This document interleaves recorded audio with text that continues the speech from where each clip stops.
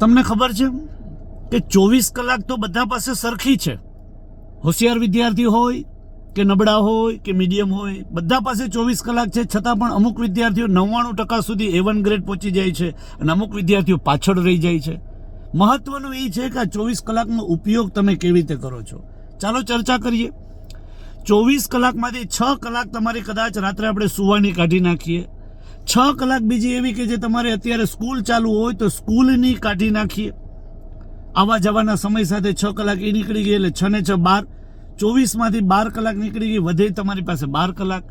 આ 12 કલાકમાંથી 2 કલાક હજી તમારી ટ્યુશન ક્લાસીસની કે એક્સ્ટ્રા ક્લાસની કાઢી નાખીએ તો 2 કલાક બીજી નીકળી ગઈ, વૈધા 10. 10માંથી 2 કલાક તમારી દિનચર્યા માટે આપી દીધી, જેમાં તમારું ખાવું પીવું નાવું ધોવું બધું આવી ગયું.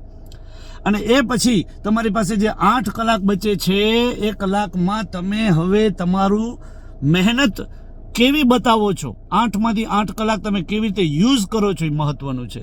જેમાંથી મારી દ્રષ્ટિએ 2 કલાક તમારે ટેસ્ટ માટે આપવી જોઈએ. તમારી જે નેક્સ્ટ ટેસ્ટ આવી રહી છે એનું પેપર સોલ્યુશન હોય, એની તૈયારી હોય, એના માટે વાંચવાનું હોય, એની 2 કલાક આપવી જોઈએ.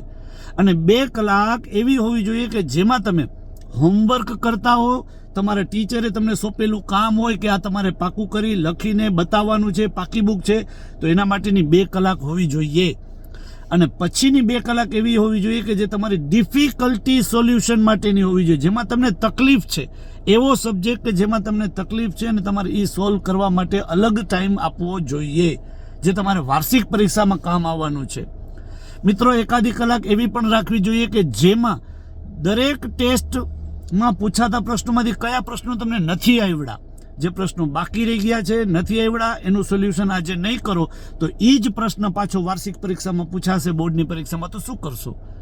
તો એ પ્રશ્ન સોલ્વ થઈ જવો જોઈએ ઘરે આવીને.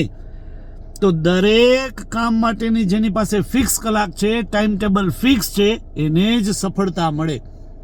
બરાબર? ઉદ્યમેનિ સિદ્ધ્યંતિ કાર્યાણીના મનોરથે નહીં સુપ્તસ્ય સિંહસ્ય પ્રવેશંતિ મુખે મૃગાહ.